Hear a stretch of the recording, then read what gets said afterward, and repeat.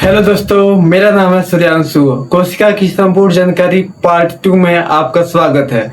इसके पहले हम कोशिका झिल्ली और कोशिका भित्ति और कोशिका की खोज, जीवित कोशिका की खोज के बारे में पढ़ा था। आज हम पढ़ेंगे माइटोकॉन्ड्रिया, गोल्गी बॉडी और रसधानी के बारे में। क्या है माइटोकॉन्ड्रिया? हमारे कोशिका में पाया जाता है। ऐसे माइटोकॉन्ड्रिया को कहा जाता है कि mitochondria is the power house of cell. कोशिका का जो पावर हाउस होता है वो माइटोकॉन्ड्रिया होता है। कैसे होता है? जब भी हम सांस लेते हैं तो ऑक्सीजन जो होता है श्वसन के थ्रू उस कोशिका में माइटोकॉन्ड्रिया के पास जाता है, और माइटोकॉन्ड्रिया के पास जाने के बाद एक साइकिल चलाता है, एक चक्र चलता है। वह चक्र चलता है, उस चक्र को हम कहते हैं क्रेब्स चक्र कहते हैं। क्रेब्स क्यों कहते हैं? क्योंकि यह क्रेब्स साइंटिस्ट खोज किए थे। तो जब क्रेब्स चलता है तो 38 एटीपी बनता है, 38 एटीपी बनता है। और 38 एटीपी जब बनता है तब 38 एटीपी में एक ग्लूकोज का निर्माण होता है, और ग्लूकोज हमें ऊर्जा देता है। और इसीलिए हम कहते हैं कि mitochondria is the power house of cell. जो माइटोकॉन्ड्रिया है हमारी ऊर्जा है। हम जो भी सांस लेते हैं उसमें से ऑक्सीजन क्या करता है? ऑक्सीजन जाकर माइटोकॉन्ड्रिया में एक साइकिल चलाता है, चक्र चलाता है। उस चक्र को हम कहते हैं क्रेब्स चक्र।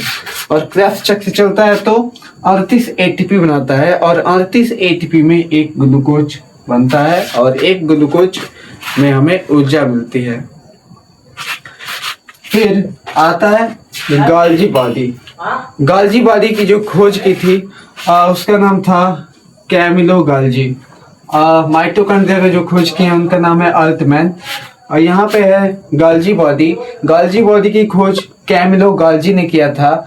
गोल्गी बॉडी का काम क्या है? तो गोल्गी बॉडी परिवहन का काम करता है, ऊर्जा का परिवहन का काम करता है। जैसे मैं यहाँ पे खड़ा हूँ और मुझे आवश्यकता इस समय किसकी है? बोलने की। जीभ अभी चल रहा है, तो जीभ चल रहा है, बोलते बोलते एक समय आएगा कि जीभ थक जाता है, हार जाता है, तो उसको कोई चाहिए ना, इसको जीभ को भी कोई चाहिए ऊर्जा देने के लिए।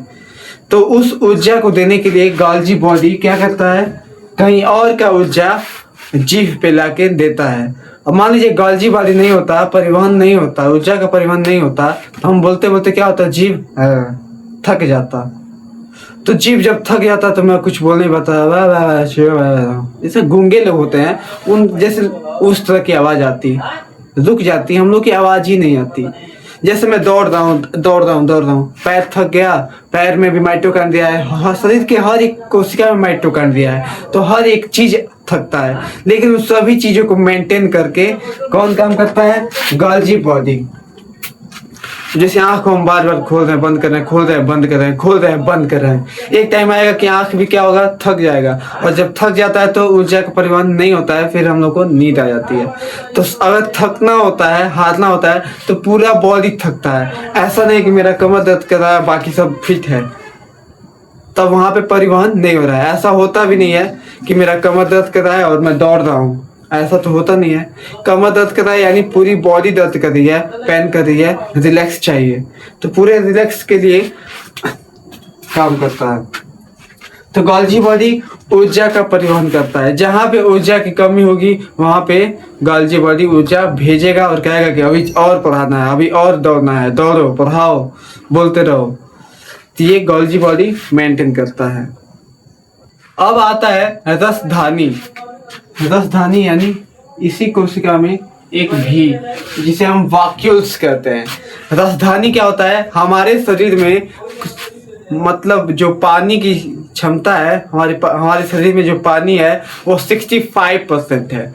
हमारे शरीर में 65% पानी पाई जाती है। अब 65% पानी का मतलब ऐसा नहीं कि मैं अगर 100 किलो का हूँ तो 65 लीटर पानी है और बाकी 35 किलो जो है अनाज है। ऐसा कुछ नहीं है। जो 65% पानी होता है और 65% पानी है अगर, तो ये कहाँ पर है? ये हमारे कोशिका में है, सेल्स में है। ऐसा हम नहीं कहेंगे कि हमारे शरीर में ये पानी है। ये जो पानी है कोशिका में पाई जाती है। ठीक है। अगर वीडियो आपको अच्छा लगा हो तो प्लीज़ लाइक कीजिए, शेयर कीजिए, सब्सक्राइब कीजिए। अगला पार्ट हम लेके आते हैं पार्ट 3 में और पार्ट 4 में, और पार्ट 4 हमारा एंड टॉपिक होगा। तो अच्छा लगे तो प्लीज़ सब्सक्राइब कीजिए, लाइक कीजिए, शेयर कीजिए, और thank you, thanks for watching.